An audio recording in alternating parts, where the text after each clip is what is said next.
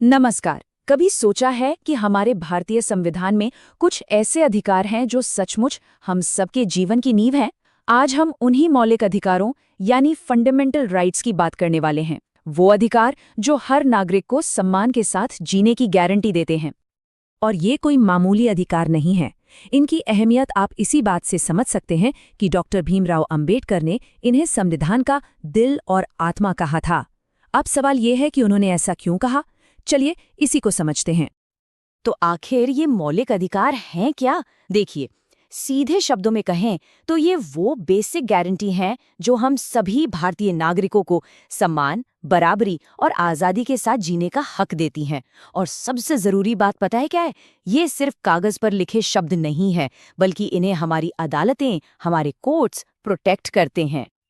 अच्छा, इनकी कुछ और खास बातें भी हैं। पहली बात, ये हमारे संविधान में साफ साफ लिखे हुए हैं। दूसरी, अगर कोई इन्हें छीनने की कोशिश करे तो सीधे सुप्रीम कोर्ट या हाई कोर्ट का दरवाजा खटखटाया जा सकता है। ज्यादातर अधिकार तो नागरिकों के लिए हैं, लेकिन कुछ ऐसे भी हैं जो भारत में रहने वाले सभी लोगों को मिलते हैं। और हाँ, एक और अहम बात, इमरजेंसी जैसी बहुत ही खास सिचुएशन में जीवन और व्यक्तिगत स्वतंत्रता के अधिकार को छोड़कर कुछ अधिकारों को टेम्पररी सस्पेंड किया जा सकता है। तो चलिए, इन अधिकारों को और अच्छे से समझने के लिए हम अपनी चर्चा को कुछ हिस्सों में बांट लेते हैं।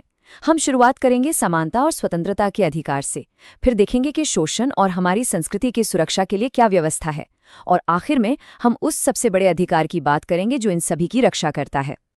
तो आते हैं हमारे पहले हिस्से पर, समानता और स्वतंत्रता के अधिकार। ये हमारी व्यक्तिगत आज़ादी के, कह सकते हैं, दो सबसे मजबूत पिलर्स हैं। समानता का अधिकार यानी राइट टू इक्वालिटी असल में दो बहुत बड़ी बातें कहता है। एक तो ये कि आर्टिकल 14 के हिसाब से कानून की नज़र में सब बराबर हैं, चाहे कोई अमीर हो या गरीब, कोई फर्क नहीं। और दूसरी बात, आर्टिकल 15 ये साफ करता है कि किसी के भी साथ उसके धर्म, जाति, लिंग या जन्म की जगह के आधार पर कोई भेदभाव नहीं हो सकता। अब बात करते हैं स्वतंत्रता के अधिकार की, यानी राइट टू फ्रीडम की। ये हमें कई तरह की आज़ादियां देता है, लेकिन यहाँ एक लेकिन है। ये आज़ादी असीमित नहीं है। देश की सुरक्षा, पब्लिक ऑर्डर और नैतिकता जैसी वजहों से इस पर कुछ वाजिब पाबंदियां, जिन्हें रीजनेबल रिस्ट्रिक्शंस कहते हैं, लगाई जा सकती हैं। खास तौर पर आर्टिकल 19 ये हमें 6 बहुत ही ज़रूरी आज़ादियां देता है। जरा सोचिए, हम अपने विचार खुलकर रख सकते हैं, शांति से इकट्ठा हो सकते हैं, ग्रुप्स या यूनियन बना सकते हैं, पूरे देश में कहीं भी आ जा सकते हैं, कहीं भी बस सकते हैं और कोई भी प्रोफेशन या बिजनेस चुन सकते हैं।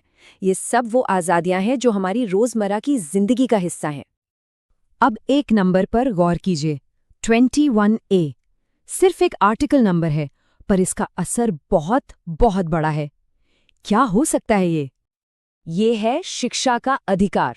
जी हाँ, आर्टिकल 21A ये पक्का करता है कि 6 से 14 साल के हर बच्चे को मुफ्त और ज़रूरी शिक्षा मिले। ये सिर्फ एक अधिकार नहीं है, ये हमारे देश के भविष्य की नींव है। चलिए अब आगे बढ़ते हैं और देखते हैं कि हमारा संविधान कमज़ोर लोगों की सुरक्षा और भारत की जो ज़बरदस्त डाइवर्सिटी है, उसे कैसे बनाए रखता है। ये होता है शोषण के खिलाफ अधिकार से। ये इंसानी गरिमा यानी ह्यूमन डिग्निटी की रक्षा करता है। आर्टिकल 23 इंसानों की खरीद फरोख्त और जबरदस्ती काम करवाने पर रोक लगाता है। वहीं आर्टिकल 24 14 साल से कम उम्र के बच्चों से खतरनाक जगहों पर काम करवाने को पूरी तरह से मना करता है। और फिर आता है धर्म की स्वतंत्रता का अधिकार। देखिए, भारत एक सेक्युलर देश है। इसका सीधा सा मतलब है कि यहाँ हर किसी को अपना धर्म मानने, उस पर अमल करने और उसका प्रचार करने की पूरी आज़ादी है। सरकार या देश किसी एक धर्म का पक्ष नहीं लेता। उसकी नज़र में सभी धर्म बराबर हैं। ठीक इसी तरह जो हमारे कल्चरल और एजुकेशनल राइट्स हैं, वो माइनॉरिटीज़ यानी अल्पसंख्यकों को अपनी भाषा, अपनी संस्कृति को बचाने का हक देते हैं। इतना ही नहीं, वो अपने एजुकेशनल इंस्टीट्यूट भी खोल सकते हैं और उन्हें चला सकते हैं। असल में यही चीज़ भारत की अनेकता में एकता वाली भावना को और मजबूत करती है। तो हमने इतने सारे अधिकारों की बात कर ली, लेकिन एक बहुत बड़ा सवाल है। अगर कोई इन अधिकारों को ना माने तो? अगर इनका उल्लंघन हो तो क्या होगा? बस यही सवाल हमें हमारे आखिरी और शायद सबसे ज़रूरी हिस्से पर ले आता है, इन अधिकारों के असली रक्षक के पास। और वो रक्षक है आर्टिकल 32 यानी संवैधानिक उपचारों का अधिकार। इसे आप एक ढाल, एक शील्ड की तरह समझिए जो बाकी सभी मौलिक अधिकारों को बचाता है। यही वो अधिकार है जो बाकी सभी अधिकारों को असलियत बनाता है। और इसीलिए डॉक्टर अंबेडकर ने सिर्फ इसी आर्टिकल को संविधान की आत्मा कहा था। और इसका प्रोसेस बहुत ही सीधा और पावरफुल है। अगर किसी के भी फंडामेंटल राइट का उल्लंघन होता है तो वो इंसान सीधे सुप्रीम कोर्ट जा सकता है। जी हाँ, सीधे देश की सबसे बड़ी अदालत में। और कोर्ट के पास वो ताकत है कि वो इन अधिकारों को लागू करवाने के लिए खास ऑर्डर जारी कर सके। और ये हैं कोर्ट के वो पावरफुल टूल्स जिन्हें रिट कहते हैं। ये वही खास ऑर्डर्स हैं जो सुप्रीम कोर्ट अधिकारों की रक्षा के लिए इस्तेमाल करता है।